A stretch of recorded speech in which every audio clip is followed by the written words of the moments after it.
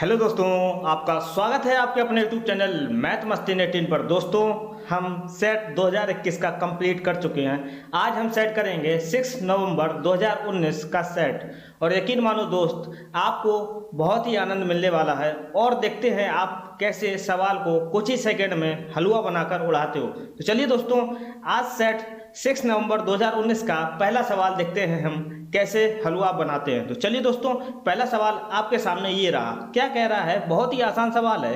क्या कह रहा है कि 4/9, 10/21 तथा 20/63 का महत्तम समावर्तक होगा। दोस्तों, फ्रैक्शन में आपको महत्तम समावर्तक निकालने को बोल रहा है। जैसे ही आपने देखा ना, आपके सामने ऑप्शन ए और ऑप्शन सी दोनों गलत हो जाएंगे।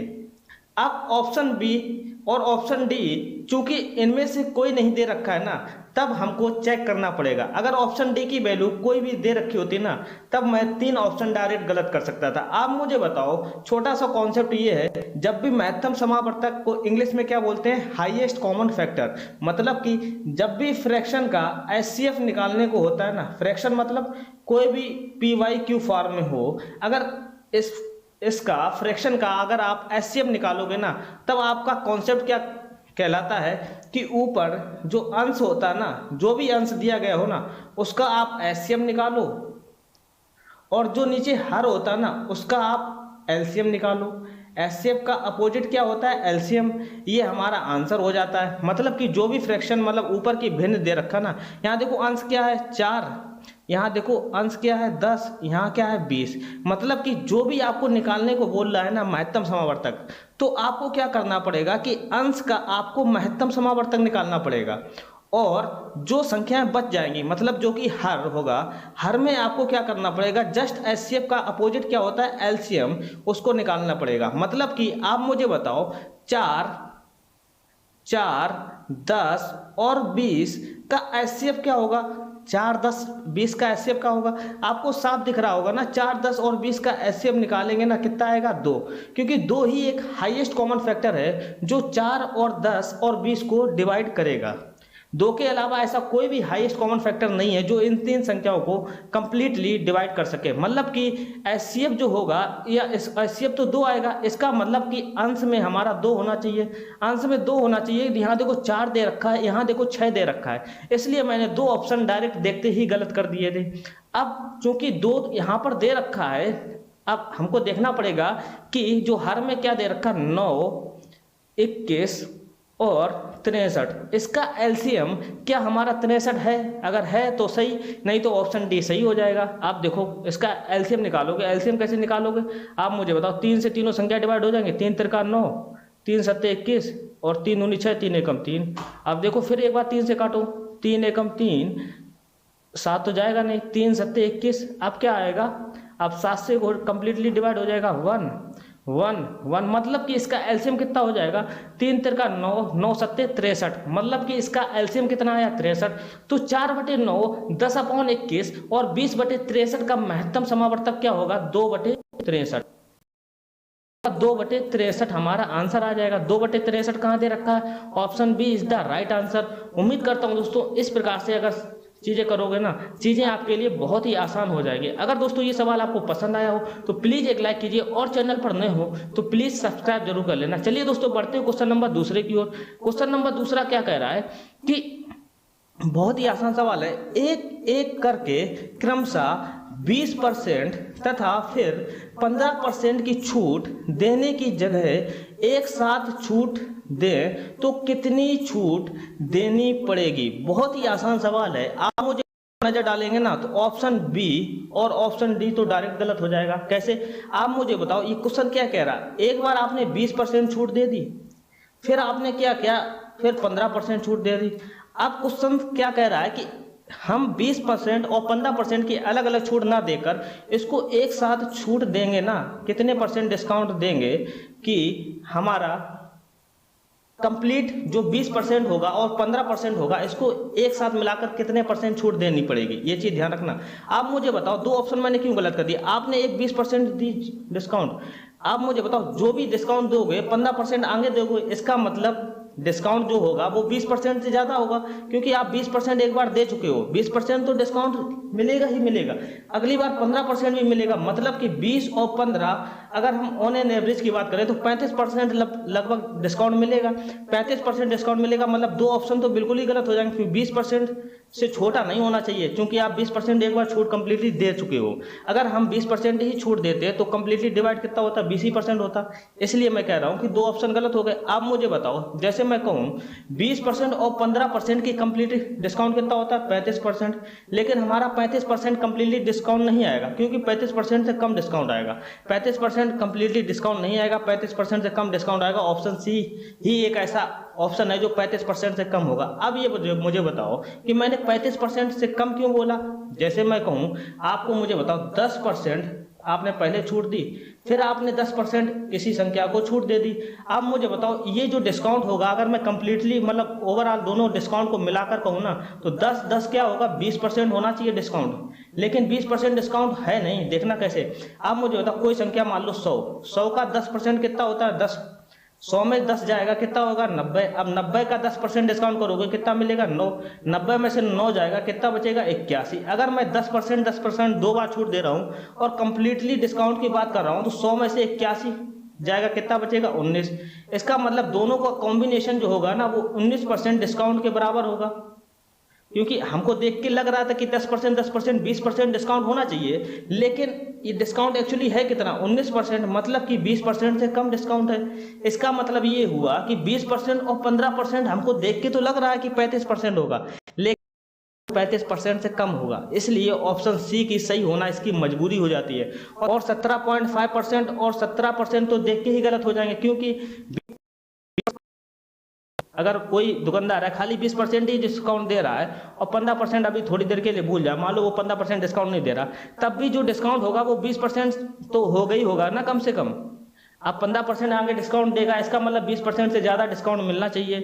तो ये 17.5% और 17% तो आ ही नहीं सकते। इसलिए कह रहा हूँ कि अगर कॉन्सेप्ट पे ध्यान रखोगे ना, तो चीज़ें आपके लिए बहुत ही मजाक बन जाएंगी। चलिए बढ़ते हैं क्वेश्चन नंबर तीसरे की ओर और देखते हो क्वेश्चन नंबर तीसरा हमारा क्या कह रहा है।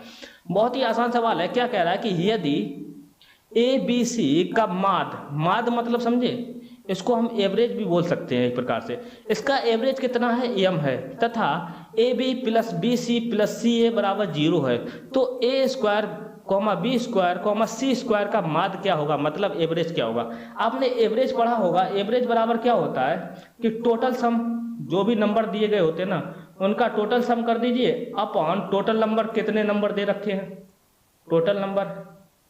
क्या कह रहा है कि 3 नंबर दे रखे हैं ABC का माद कितना है, m है। आप मुझे बताओ एवरेज कितना दे रखा है, m। टोटल सम कितना हो जाएगा 3 नंबर का, A plus B plus C। Total number कितने दे रखे, 3। आप मुझे बताओ यहाँ से A plus B plus C बराबर क्या हो जाएगा, 3 को इधर भेज दो, कितना हो जाएगा, 3m हो जाएगा। आप मुझे बताओ, आपसे बोल क्या रहा, A square plus B square plus C square का माद क्या होगा, मतलब कि एवरेज क्या होगा। एवरेज क्या हो जाएगा, एवरेज क्या हो जाएगा, A square plus B square plus C square, तीनों को जोड़ेंगे अपॉन 3 करेंगे। आप मुझे बताओ A square plus B square plus C square की जगह मैं क्या रख सकता हूँ। आपने एक फार्मूला पढ़ा होगा कि A plus B plus C का होल स्क्वायर जो होता है ना, वो क्या होता है, A square plus B square plus C square plus का 2AB plus BC plus CA, ये होता है। आप मुझे बताओ A square plus B square plus C square की जगह मैं क्या लिख सकता हूँ। इस फार्मूले को अगर मैं थोड़ा टर्न ओवर करूँ ना, कहाँ लिख दे रहा हूँ, यहाँ लिख देता हूँ। क्या हो जाएगा, A plus B plus C का होल स्क्वायर, और ये प्लस का 2AB है, इधर चला जाएगा तो क्या हो जाएगा, माइनस का 2AB plus BC plus CA equal to क्या हो जाएगा, A square plus B square plus C square. इसलिए ये मैं क्यों कर रहा हूँ, इससे एक फ़ायदा है, क्योंकि आपको AB plus BC plus CA की वैल्यू दे रखा है। आप मुझे बताओ A square plus B square plus C square की जगह आप क्या लिख सकते हो, आप यही तो लिख सकते हो A plus B plus C का होल स्क्वायर माइनस का 2AB plus BC plus CA, यही तो लिख सकते हो। अपॉन में क्या दे रखा है, 3। आप मुझे बताओ AB plus BC plus CA बराबर आपको क्या दे रखा है, 0। आपके क्वेश्चन में दे रखा है ना, तो 2 इंटू 0 क्या हो जाएगा, 0 हो जाएगा। ये कहानी खत्म हो जाएगी। आपसे बचा कितना, A plus B plus C का होल स्क्वायर अपॉन 3। आप मुझे बताओ A plus B plus C आपको कितना दे रखा है, 3m। अब 3m का होल स्क्वायर करोगे कितना आ जाएगा, 3 त्रिका 9m स्क्वायर अपॉन 3, काट दो ना, 3 त्रिका 9, कितना आ जाएगा हमारा आंसर 3m स्क्वायर। मतलब कि A square plus B square plus A square B square C square का माध्य क्या होगा हमारा 3m स्क्वायर। 3m स्क्वायर कहाँ दे रखा, option B is the right answer. बहुत ही छोटा कॉन्सेप्ट है, अगर आप इस चीज़ को समझ जाओगे ना तो सवाल बहुत ही कुछ ही समय में आप उड़ा दोगे। चलिए बढ़ते हैं क्वेश्चन नंबर 4 की ओर और देखते हैं क्वेश्चन नंबर 4 क्या कह रहा है। क्या कह रहा है कि दो संख्याएं 1:2 के अनुपात में हैं, यदि प्रत्येक में 7 जोड़ा जाए तो उनमें अनुपात 3:5 हो जाता है। दोनों में से बड़ी संख्या है। बड़ी संख्या मुझे बताओ, 1:2 है, इसमें बड़ी संख्या क्या होगी, 2 के टर्म 2 रेशियो में जो आएगी वही बड़ी संख्या होगी, क्योंकि 1 से बड़ा क्या होता है 2 होता है, 2 रेशियो होता है। आप मुझे बताओ दो संख्याएं देख क्या रही हैं 1:2। इस तरीके के सवाल ना आप ऑप्शन से किया करो। लेट से मैं कह रहा हूं कि बड़ी संख्या हमारी कितनी है 28 है, ऑप्शन ए उठा लो। 28 किसको डोनेट करेगी, 2 बराबर कितना होना चाहिए 28। यहाँ से देखो 1 बराबर क्या हो जाएगा, 2 से काटो, 2 एकम 2, 2 चौको 8, 1 बराबर 14। मतलब कि अगर हमारी संख्याएं 14 रेशियो 14 और 28 है, मतलब ये संख्याएं हो जाएंगी कंप्लीटली 14 और 28 हैं। आप मुझे बताओ अगर प्रत्येक में 7 जोड़ा जाए, 14 में 7 जोड़ोगे कितना हो जाएगा 21 रेशियो 28 में अगर 7 जोड़ोगे कितना हो जाएगा 35। आप मुझे बताओ क्या कह रहा है कि तो इनमें अनुपात 3:5 हो जाता है। आप मुझे बताओ इसमें देखो क्या 3:5 हो रहा है, अगर 3:5 हो रहा है तो हमारा आंसर सही हो जाएगा। काट दो ना, देखो हो रहा है 7 या 21 और 7 से काटोगे 7 गुना 35, मतलब कि 3:5 हो रहा है। इसका मतलब हमारी बड़ी संख्या क्या होगी, ऑप्शन ए के अलावा कोई नहीं हो सकती है। अगर ऑप्शन ए 3:5 ना बनाता तब हम ऑप्शन बी की ओर बढ़ते, समझे। ये सब मन ही मन में करोगे ना चीज़ें आपके लिए आसान हो जाएंगी। आपको देख के ही आंसर आना चाहिए कि ऑप्शन ए के अलावा कोई सही नहीं हो सकता। चलिए बढ़ते हैं क्वेश्चन नंबर 5 की ओर, देखते हैं क्वेश्चन नंबर 5 क्या कह रहा है। क्या कह रहा है, बहुत ही आसान सवाल है कि 20 वस्तुओं का क्रय मूल्य x वस्तुओं के विक्रय मूल्य के बराबर है। यदि लाभ 25% हो तो x का मान क्या होगा। आप मुझे बताओ क्या कह रहा कि 20 वस्तुओं का कॉस्ट प्राइस, 20 वस्तुओं का कॉस्ट प्राइस जो है ना वो इक्वल टू कितना है, x वस्तुओं के सेलिंग प्राइस के बराबर है। यहाँ से देखो कॉस्ट प्राइस और सेलिंग प्राइस का रेशियो निकाल सकते हो। आप मुझे बताओ यहाँ cost price upon selling price क्या हो जाएगा हमारा x अपॉन 20 हो जाएगा। मतलब कि सेलिंग प्राइस हमारा x तो कॉस्ट प्राइस x है तो सेलिंग प्राइस हमारा कितना 20 हो जाएगा। मतलब कि अगर कॉस्ट प्राइस x है, यहाँ देखो कितना परसेंट लाभ हो रहा है 25% लाभ हो रहा है, मिलाकर कितना हो जा रहा है 20 हो जा रहा है। ये चीज सीख गए। आपको बताना ये है कि x का मान क्या होगा, x का मान क्या होगा। आप मुझे बताओ x मतलब क्या, कॉस्ट प्राइस। कॉस्ट प्राइस की जगह क्या हम 25 रख सकते हैं, ऑप्शन ए देखो 25 रखोगे ना। अगर यहाँ कॉस्ट प्राइस 25 होगा सेलिंग प्राइस 20 होगा तो मुझे बताओ कि हानि होगी, क्योंकि कॉस्ट प्राइस ज़्यादा हो जाएगा। 25 हम ले नहीं सकते क्योंकि सेलिंग प्राइस हमारा 20 ही है। इसका मतलब अगर मुझे प्रॉफिट परसेंट चाहिए ना, प्रॉफिट अगर हमारा 25% हो रहा है ना तो कॉस्ट प्राइस जो होगा वो सेलिंग प्राइस से छोटा होगा, मतलब 20 से छोटा होना चाहिए। अब मुझे बताओ एक्स की वैल्यू अगर मैं 18 ले रहा हूँ और 18 से हमारा कितना हो रहा है 20 हो रहा है, मतलब 2 का प्रॉफिट हो रहा है। 2 का प्रॉफिट किस पे हो रहा है 18 पे, 2 निम 18 मतलब कि 1/9, 1/9 का मतलब समझे 11 सही 1/9% प्रॉफिट हो रहा है। हमको चाहिए कितना 25%, ऑप्शन बी भी खेल गया। अब देखो ऑप्शन सी लो, 16 अगर लोगे ना, 16 ले रहे हो कॉस्ट प्राइस और 20 पे बेच रहे हो, मतलब 4 का फायदा हो रहा है। 4 का फायदा किस पे होता है, कॉस्ट प्राइस पे ही होता है ना। 16 इंटू 100 कर दो, देखो 4/16 करोगे, 4 चौको 16, 4 से दूनी 8, 4 पंजे 20, 25% आ रहा है, बिल्कुल आ रहा है 25% आ रहा है। इसका मतलब हमारा कॉस्ट प्राइस क्या होना चाहिए 16 ही होगा, इसके अलावा कोई सही नहीं होगा। उम्मीद करता हूँ दोस्तों इस तरीके सवाल इस तरीके से करोगे ना तो आपको कोई भी फार्मूला लगाने की जरूरत नहीं पड़ेगी। चलिए बढ़ते हैं क्वेश्चन नंबर 6 की ओर और देखते हैं क्वेश्चन नंबर 6 हमारा क्या कह रहा है कि यदि बिंदु ए से बी तक जाने में आपकी कार की चाल 60 किलोमीटर प्रति घंटा हो तथा बी से ए तक वापस आते समय 40 किलोमीटर प्रति घंटा हो तो आपकी कार की औसत चाल जो हो गई वो कितने किलोमीटर घंटा होगी। आप मुझे बताओ, बहुत ही आसान सवाल है। क्या कह रहा है कि यहाँ जैसे ए है और बी है, आप यहाँ से यहाँ तक जा रहे हो ना तो आप किस स्पीड से जा रहे हो 60 किलोमीटर पर आवर, और बी से अगर आप ए की ओर आ रहे हो तो कितने किलोमीटर आवर से आ रहे हो 40 किलोमीटर पर आवर से आ रहे हो। आपसे बताना कि एवरेज स्पीड क्या होगी, एवरेज जो होगी स्पीड क्या होगी।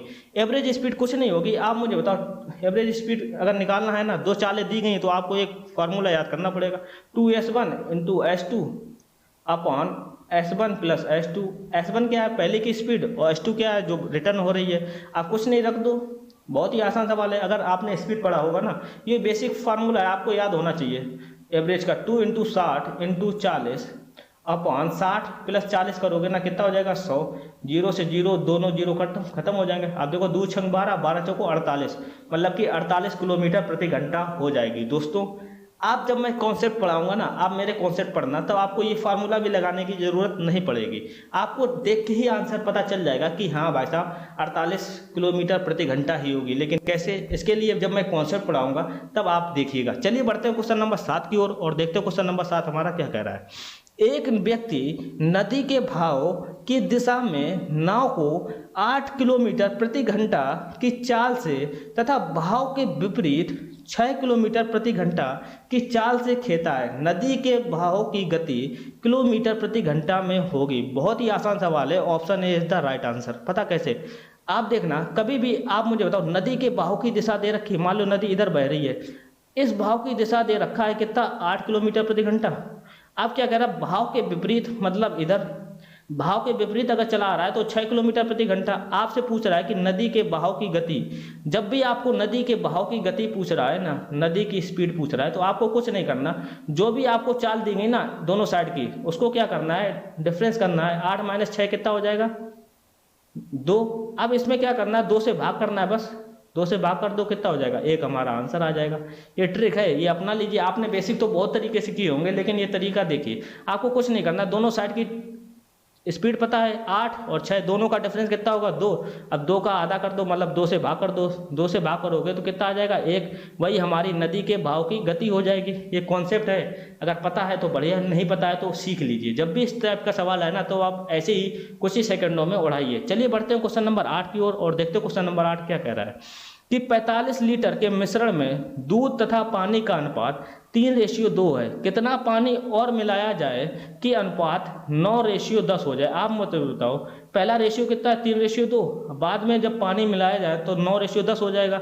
आप मुझे बताओ 3:2 की क्वांटिटी है कितनी, 45 लीटर। मतलब कि जो भी वॉल्यूम दिया गया ना 45 लीटर, 45 लीटर ये 3 और 2 रेशियो में कंप्लीटली डिवाइड होगा। मतलब 3 2 कितना होता है, 5 5 9 45। हमको अलग अलग क्वांटिटी पता हो जाएगी। इसी प्रकार कह रहा है कि जो 9:10 हो जाएगा ना, 9:10 मतलब टोटल 19 रेशियो हो जाएगा। आप मुझे बताओ 45 में ऐसा क्या मिलाऊंगा ना लीटर, जो हमारा 19 से पूरा पूरा कंप्लीटली डिवाइड होगा, तभी तो डिवाइड होगा, तभी तो हम इसको अलग अलग इंडिविजुअल कर सकते हैं ना। ये चीज़ सीख ले हुए ना तो चीज़ें आसान हो जाएगी। आप मुझे बताओ ऑप्शन लो, 45 में 10 मिलाओगे ना, 45 10 कितना होता है, 55। 55 क्या 19 से डिवाइड होता है, नहीं होता है। 45 में 15 मिलाओगे कितना हो जाएगा, 60। 60 क्या 19 से डिवाइड होता है, नहीं होता है।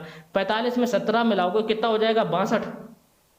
45 7 52 और 10 62। 62 क्या 19 से डिवाइड होता है, नहीं होता।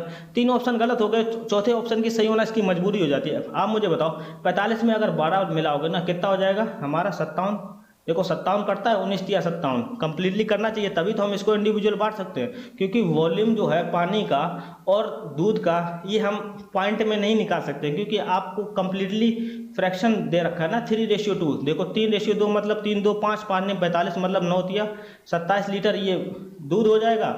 और कितना हो जाएगा, 9 दूनी 18, 18 लीटर आपका ये पानी हो जाएगा। ये चीज़ समझिए, आप कंप्लीटली एक डिवाइड कर रहे हो, यहाँ भी कंप्लीटली होना चाहिए। इसका मतलब 9:10 जो दे रखा है ना, 19 से पूरा पूरा डिवाइड होना चाहिए। 45 लीटर में अगर आप कुछ भी पानी मिला रहे हो ना, जैसे 12 लीटर मिलाया, कितना हुआ 57, 19 से कट रहा है, तो इसका मतलब ऑप्शन डी ही सही होगा।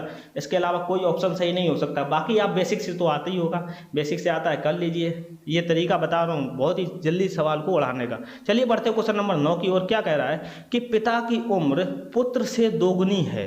ठीक है, 20 वर्ष पूर्व पिता अपने पुत्र से 12 गुना उम्र दराज था। दोनों की वर्तमान उम्र क्या होगी। मतलब 20 वर्ष पहले की बात करें ना, तो क्या कह रहा है कि पिता जो होगा वो अपने पुत्र से 12 गुना अधिक होगा 20 वर्ष पहले। इसका मतलब जो भी वर्तमान आयु होगी ना, इसका मतलब जो भी वर्तमान आयु होगी ना, वो पुत्र की जो होगी ना, वो 20 वर्ष से ज़्यादा होनी चाहिए।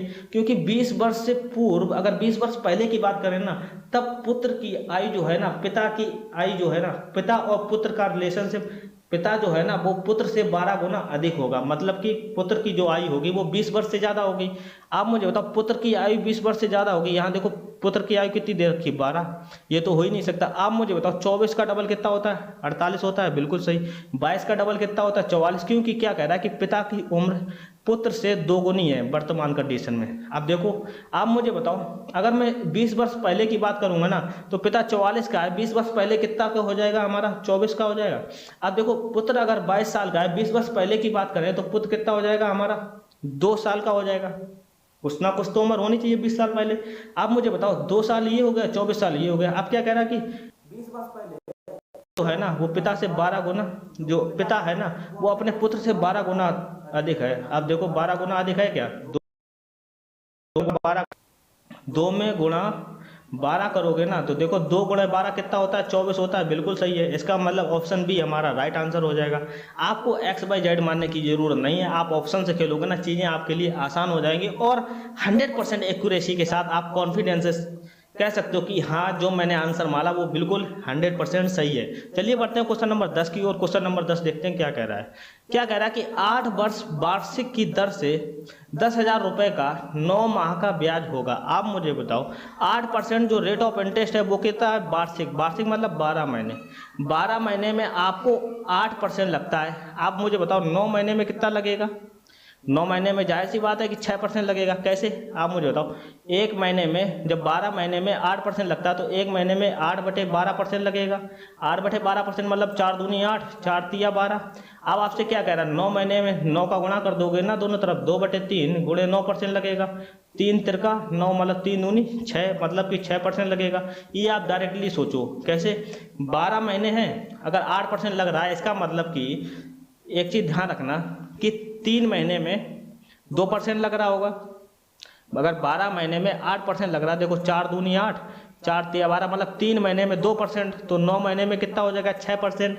ऐसे सोच सकते हो ना, मतलब कि 10,000 रुपये का 6% आपको ब्याज बताना है। आप मुझे बताओ 10,000 रुपये का 6% कितना होता है, 600 होता है, मतलब option D is the right answer.